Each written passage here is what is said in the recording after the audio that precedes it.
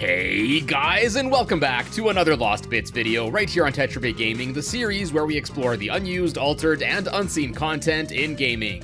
We are up to the fourth part of this mini-series covering Five Nights at Freddy's Into the Pit. So if you haven't seen the previous ones, I highly recommend you do so for more context here. I really thought this was going to be my last video in this mini-series, but there's just no way I can squeeze the rest into this one. But today we'll finally be diving into the normally unused debug menu that's left over in the game, as well as going through the game and uncovering various graphics that are hidden from the player. Before we hop into the pit though, a quick shout out to Crossy Road Castle for sponsoring this video. Run and jump through thousands of floors packed with monsters, platforms, and traps with the cast of the Crossy Road universe. Crossy Road Castle takes you through various settings, including spaceports, treehouses, snowy mountains, candy castles, and more. And with procedural generation in the levels, this game basically offers endless replayability. There's also over 150 different characters and hats to unlock to outfit your fellas however you like. Now I certainly enjoy playing this game solo, but there's also cross-platform co-op, so you can drop in together with a buddy to platform together, even if they, like Nathaniel Bandy here, aren't sitting right beside you. So if you're interested and would like to help support the channel, check out Crossy Road Castle, which is now also available on consoles for the first time ever on Nintendo Switch, PS5, as well as Xbox Series S, X, and Xbox One using my link in the description. Anyways, with all that said, smack that like button below, let's hop back into the pit and find some more Lost Bits. Alright, so in my previous videos, I mentioned how there are various old background graphics and objects left over in some rooms, like the kitchen area, ball pit, and security offices, as well as outside of a few of the buildings. So to kick things off for part 4 here, let's go room by room through the rest of the game and chat about a whole bunch of graphics that are still left in the scene, but for one reason or another, the decision was made to hide them in the game. Well, at least the more interesting ones. I think if I was to talk about every single sprite that's hidden, I'd be here all day. And what better place to start than on the main menu screen? Although there's nothing really on the actual main menu here, if we go into the Achievements sub-menu, there's actually a hidden graphic that reveals that originally, it looks like the achievements were going to be seen on a coiled booklet of sorts instead. And this has me wondering if the entire main menu used to have a completely different TV-less style like this too. Then for the transition screens you see in the game when going between areas, left over hidden is actually an early, much more basic version of them. Yeah, as you can see, originally the screen would have been mostly blank with just small text indicating the location and day you were at. It's basic, but I kinda dig the simplicity to be honest. Then moving on to the actual gameplay sections, first, I'ma be real with you. Outside of the early library and old mill backgrounds I mentioned earlier, there really isn't much of anything for either of these two areas. Well, for the old mill, there's actually this hidden fence here, and honestly, it fits pretty well. And then there's not much more for the school. One of the classrooms has some unused shelves and books and such, and there's also a side door meant to be seen here instead of the one that's normally used towards the front of the area. And lastly, in the main hallway, we can actually re-enable some railings by the main door that look quite basic, suggesting that they may be a remnant from the original plan to develop this game for the Super Nintendo. Anyways, with those areas not being very fruitful, that leaves us with Oswald's home and the pizzeria, which, yeah, makes sense since that's where you spend like 95% of the game. So first, let's begin with Oswald's house, and first, Oswald's room. Now this will be true for almost all of the rooms in this home, but there are leftover early versions of various objects where, like here for example, we can see that not only is their coloring and shading different, but oftentimes they're also offset in a slightly different spot. Sometimes by only a pixel or two, but other times it's a bit more, like with this toy phone here. And I also mentioned the bigger early foreground graphics in my previous videos, but these also appear in almost every room in the game. For the most part, I don't think many of them are all that interesting, but they do tend to show that there was once a slightly different visual perspective planned for the game, with these bigger objects in the foreground.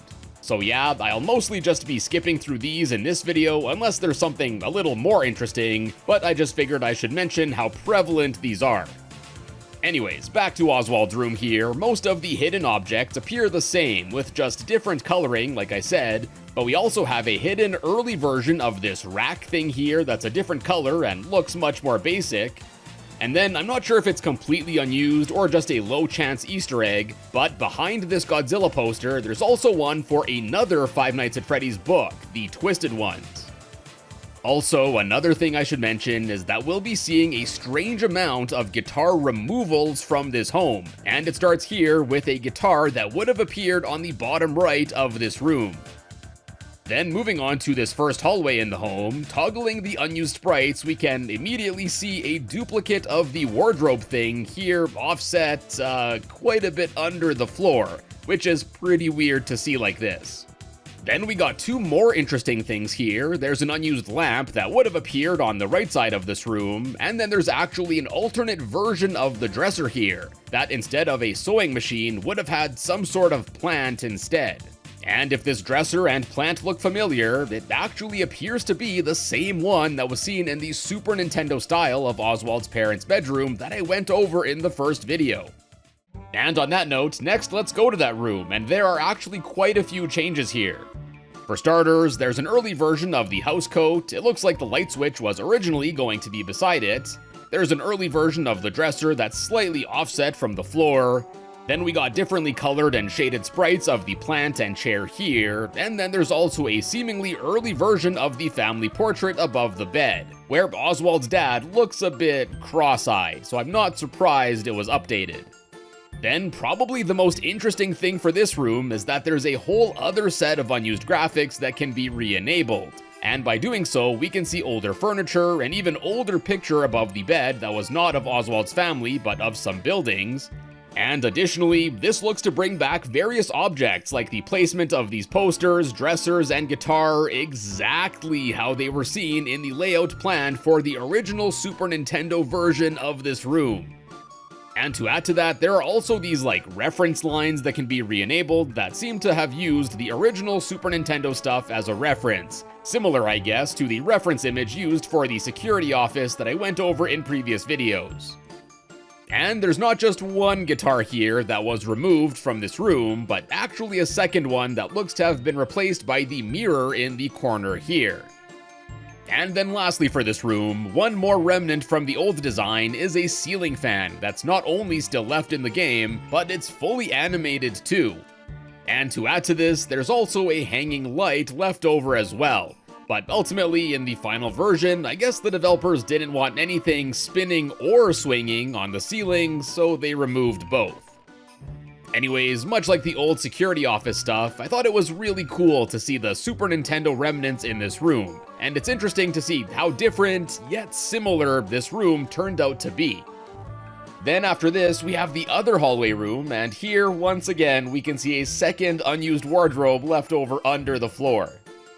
Next, we got the dining room, where the old hidden sprites reveal a larger calendar, removal of the radio and lights, as well as more basic looking bottles and jars here. Then for the living room, we can see different placement of the family portrait in the background with slightly different coloring too. Different placement for the couch and table, and then we have our final case of, I guess, the developers hating guitars, as there's a fourth one that was once planned to be seen here in the bottom left of the room as well. The kitchen area didn't really seem to have anything crazy besides some slightly more interesting unused foreground graphics like this large spatula on the right here, as well as this metal cart thing, which I believe is actually a leftover from the Pizzeria kitchen area.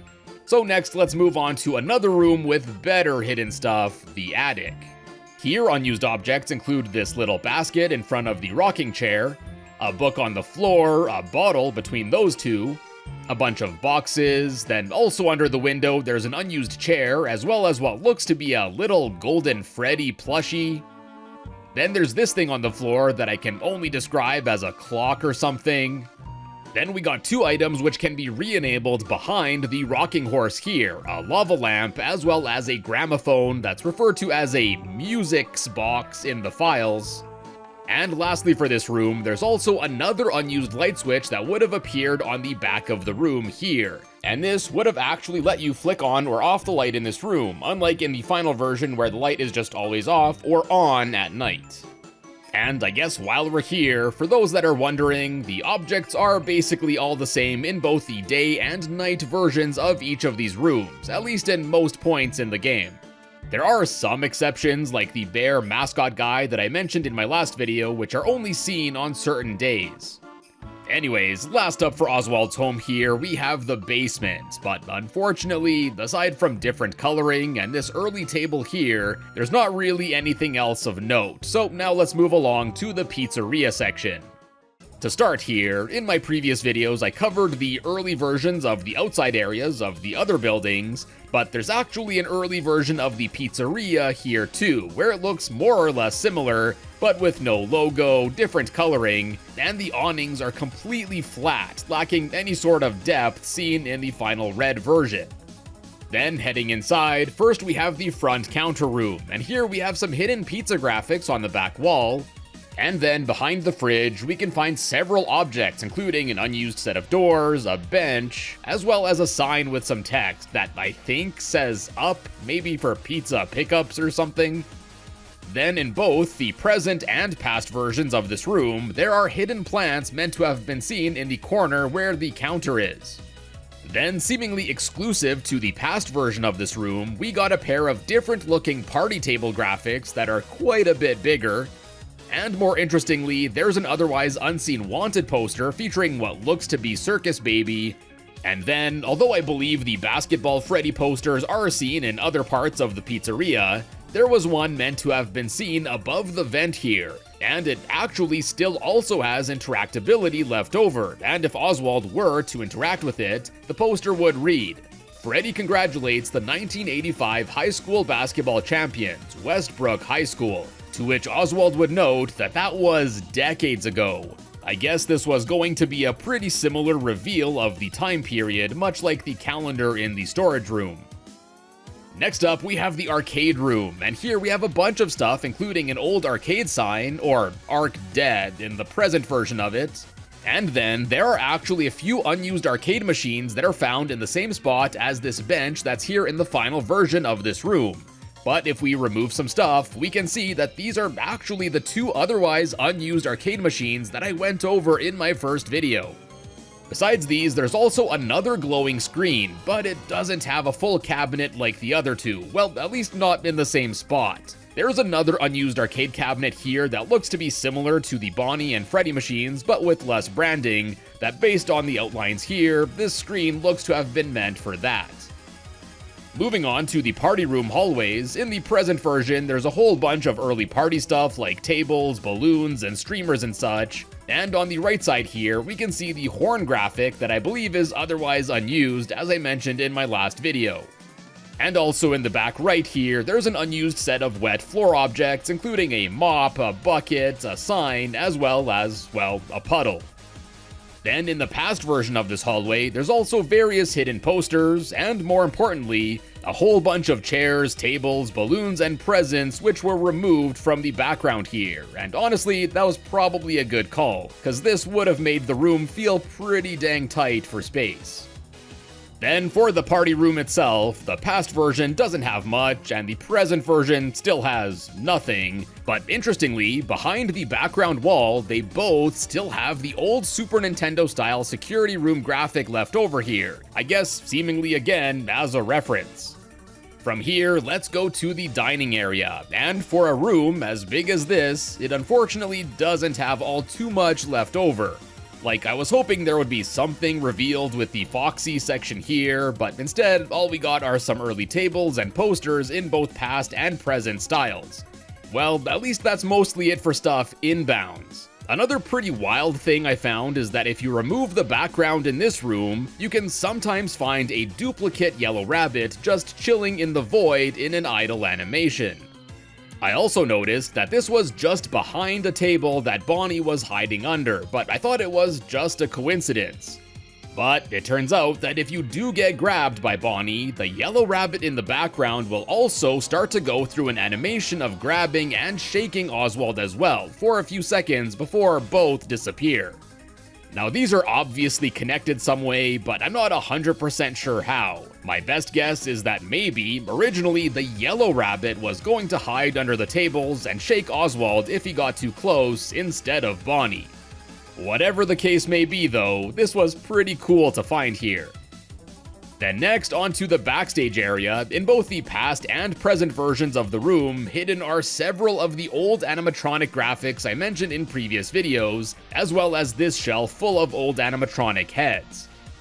And then, in addition to all of that, if we remove most of the objects, we can actually uncover these super old dining area graphics of the table and old curtain that I went over in part 1.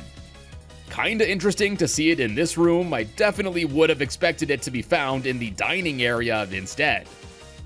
Next, we got the basement rooms, and first off, it looks like there was a light that was planned to be here, which was scrapped. But I guess the devs wanted to keep these rooms extra dark to almost force the player to actually use the flashlight. And then, probably the most interesting part of this room is that left over are the various early objects like the arcade machines, table, and this poster that I mentioned in my first video. And even more than that, the old basement background graphic is hidden here too, though unfortunately all of the objects aren't aligned with the old background, so it doesn't exactly look all too great to say the least. These objects are also left over in the present version of the basement where they seem to fit a bit better. Oh, and here we also have some boxes of animatronic scraps that look pretty creepy, as well as this teeny tiny little hammer here. And then, last stop for our hidden object ride here, we have the storage room.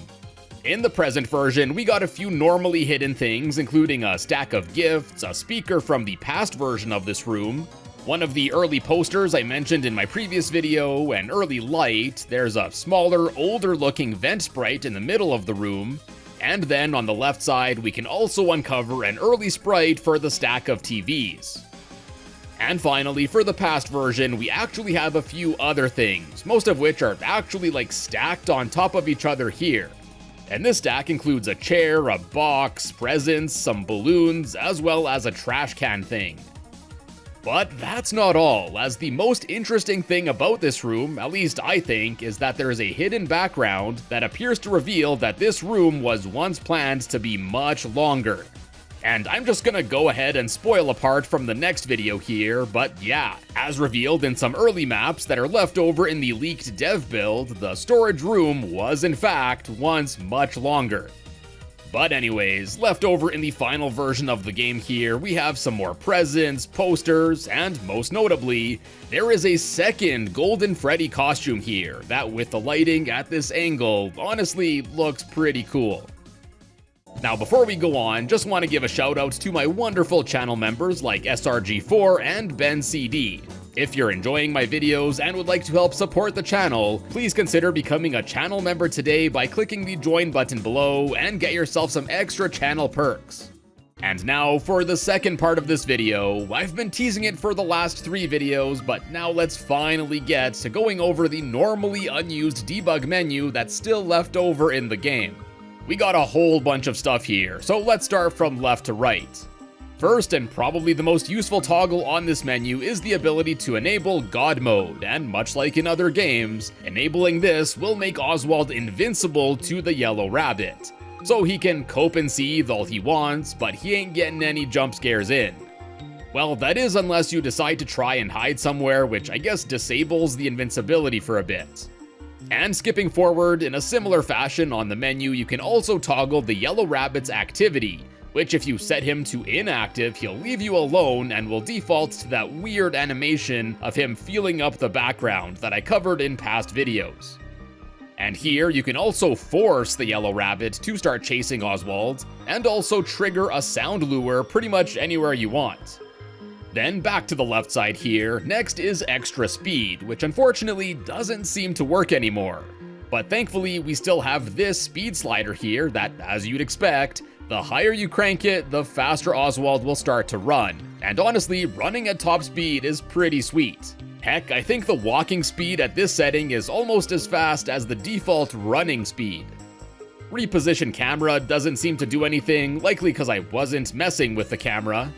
Battery plus 100 does exactly what it sounds like and will instantly refill your battery level to max. You can trip or fix the Pizzeria generator whenever and wherever you want, as well as toggle almost all of the lighting on and off. Then the next option here lets you toggle the ability to show colliders, which is pretty cool to see. And with this enabled, yeah, you can basically see the collision planes of any objects that have collision. After this, there's a brightness slider, pretty self-explanatory. Should save didn't seem to do anything, and I was too afraid to even touch the clear data button here. Unlock endgame, I can't 100% confirm it, but it did seem to have instantly given me the 3 stars on the main menu, cause I sure as hell didn't unlock that normally. Like it sounds, show hint will make Oswald talk and give a hint about what the player needs to do next in the game. And then next we got what I think are the 2 most important features on this menu, the ability to load into any level and room in the game.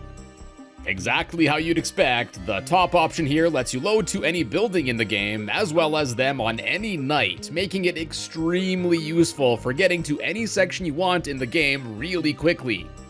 And then the move room option here lets you, obviously, move between rooms within a building. And this is extra useful in the Pizzeria, as it also lets you bounce back and forth through time periods quickly as well. Then next we have Magic Vision, which honestly sounds a lot more interesting than it is, as basically it just creates a light on Oswald which can help you see in darker areas. What's also kinda interesting is that when you toggle it off, it doesn't actually remove the light, but it just freezes it wherever you disabled it. Then next up, we got a lot of debug text overlays which can be re-enabled. Version and scene shows you the version of the game that's being played, as well as the name of the room that you're currently in. The heart rate one unfortunately doesn't work, I guess since the mechanic was seemingly removed from the game. Breathing debug shows you a bunch of values for the breathing minigame used when hiding, and this will show you how long you're holding your breath, and how long Oswald is gasping until he can breathe again. Noise debug will show values for the overall noise level, as well as the decibel value for a given action. There's also text for a weak noise level, but I couldn't really seem to find any way to make it show anything but 0. Battery debug shows the flashlight battery life remaining twice actually, which is kinda redundant. And we can also see that the battery decay rate appears to be 2.25 points per second. And similarly for the generator debug text, we can see the amount of times the generator has already been tripped, as well as a countdown to the next trip, which appears to reveal that the time between trips is 1,320 seconds, or every 22 minutes.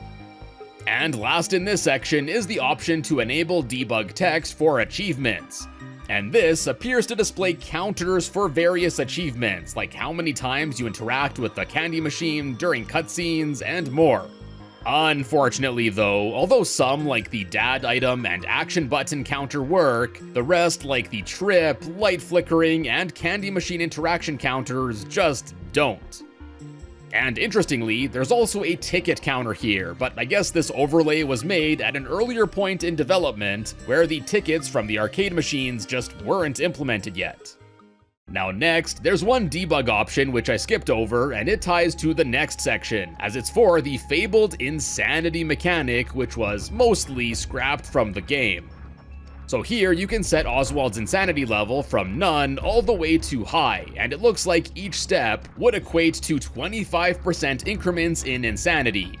And I was curious how this percentage would go up, and it looks like every time you'd enter a hiding spot, it would go up by 1%. And if you're curious like I was to see if anything happens when you hit 100% insanity, unfortunately, it's a whole lot of nothing. Anyways, here we can see a whole bunch of other effects that were planned for this mechanic, but unfortunately, save for the random jump scares, the others shown don't seem to work.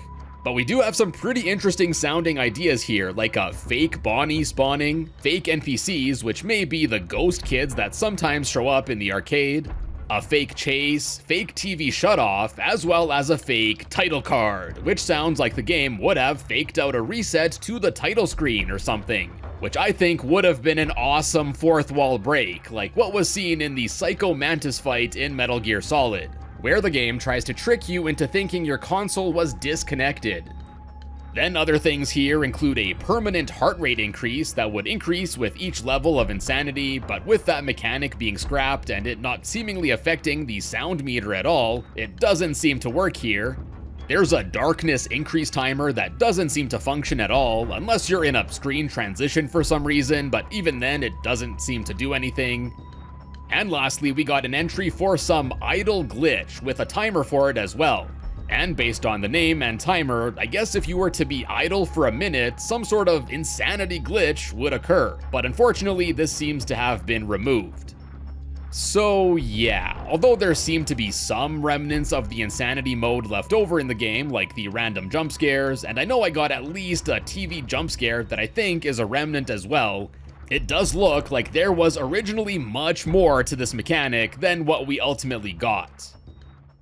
Anyways, after this we have another debug overlay, and in addition to showing the God mode status, it also appears to detail various aspects of both the Yellow Rabbit, or Golden Bonnie as it's referred to here, as well as Chica, including things like what their current action is, which room they're in, what their target location, room, and coordinates are, as well as their distance from the target. It's honestly pretty cool to see how active the two are, even if they aren't in the same room as the player. And additionally, enabling this debug toggle will also cause a large circle to appear around the Yellow Rabbit. And I'm assuming this is an indicator of his range of sight and hearing. Just thought it was pretty cool to see this visualized. Next is an option to toggle a developer console, but unfortunately both this as well as the prompt to press the escape key to enter a command don't seem to function at all, at least in this build of the game. Return to menu is pretty self-explanatory, then after this is an option for the hiding minigames, where you can quickly load to any of them in the game and you can set a difficulty level between easy, medium, and hard. What's also interesting is that every single one of these hiding minigames is referred to as it being a breathing minigame, perhaps suggesting that originally the breathing or heart rate mechanic was planned to be used on all of them. Next we have Show AI Info, which is very similar to the previous debug overlay we went over, as it basically just displays info for the Yellow Rabbit again. But here it also details exactly how far away he is from Oswald, how many rooms away, percentage chance that he'll find Oswald, a hiding spot reuse penalty that doesn't seem to function, and more. After this, there's a quick save and quick load option, but I don't think they work, as after pressing quick save, it basically soft locked the game and had Oswald just sliding around, preventing me from interacting with anything, which was honestly really weird. Next, we have an inventory section where you can scroll through a list of all of the game's items, both the used ones as well as all of the unused ones that I mentioned in my last video, and you can add them to your inventory, remove them if you so choose, as well as this gives you the option of completely clearing out your inventory as well. Then after this, we have the ability to load into any of the objectives throughout the game, and this is basically the same as the other loading level section from before, only with this one, you can progress through the objectives unlike the previous one, where you'll load into another area with the same objective you had before. So if you warp to an area before or after where you were in the game, you may run into problems progressing. And then lastly for this page is a Freddy peeking debug section, where you can play around with values associated with Freddy appearing in the game to block a door. You can set the chance that he'll be at a door, how long he'll peek for, as well as the minimum and maximum cooldown time. So of course, I went ahead and set the chance to 100, and it was pretty wild, as Freddy would basically constantly appear at one door in a given room. And if the room only has one door, well, I hope you like Freddy peeking in, cause that's all he's gonna be doing. Oh, and I also tried setting the duration to an unreasonable length, and this will just have Freddy blocking the door for as long as you set it. And I guess what was also interesting to see here is that the default values are a 20% chance that he'll appear at a door in a room, he'll peek for 3 seconds, and then there's anywhere between a 25 and 40 second cooldown between each appearance. Which I guess kind of explains why he's fairly uncommon to come across in the game, at least I found. And although that's it for this page, we're not done here yet, as let me introduce you to page 2. As you can see, it has way less options to play around with, but they're still pretty cool. We again have an item section, but this one is much easier to use, as instead of scrolling through a small list and having to click another button to add or remove them, here you can just toggle a checkbox beside each item to add or remove it, and interestingly, you can also give Oswald a ladder item here, so you can bring it to areas that you normally can't in the game. Then after this, we have an ending checker debug option, which appears to show the requirements for getting the game's better endings, including finding all of the dad items, repairing the arcade machines, and clearing the 3 secret ones, which can be useful if you're trying to unlock all of the endings legitimately. What's also cool here is that it refers to the Fast Food Invader and Shoot the Spice Balloons arcade games as Galaga Machine and Asteroids Machine, essentially confirming that those classic games were their inspiration. And also related to the endings, here you can straight up just load right into either the neutral, good, or true ending. So if you don't feel like putting the time and effort into getting them legitimately, or just watching them on YouTube, you can just get to them quickly this way. And then lastly, for the debug menu and this video, we have the option to load into any of the arcade minigames, which is obviously handy if you didn't repair any of them, or if you just want to skip right to some of the secret ones without doing any of the prerequisites. But probably the most interesting thing you can do with this section of the menu is actually load into an unused arcade game titled Guard Duty. And I teased this back in the first video, as this is the minigame that was actually going to use the otherwise unused pixel sprites of the original 4 animatronics. The idea of this minigame is that the player here, who was originally planned to be Vanny, has to bring candy to each of the animatronics quickly, and the longer you don't, they'll start to get more and more red. The catch is, though, this seems to be an arcade game that was planned to be unwinnable, as over time, your character's movement will get progressively slower and slower until you basically can't move. And yeah, since you can't deliver the candies to the fellas, you end up just losing the game. Being an unused arcade game, this doesn't seem like it's fully complete here. But had it been left normally in the game, I wonder where it would have fit in, and what lore significance it may have had. In any case though, I think it's still really cool to actually see these arcade sprites used in action. And we'll leave it there for this part, and shoutouts to you if you made it all the way to the end here. This video ended up being quite a bit longer than I expected it to be. Now, I've been playing nothing but this game for over a month now, so I think I'll take a week break from it to cover something else. But after that, we'll wrap things up with part 5 here, so stay tuned for that, and be sure to subscribe and hit the notification bell to be notified as soon as it's up.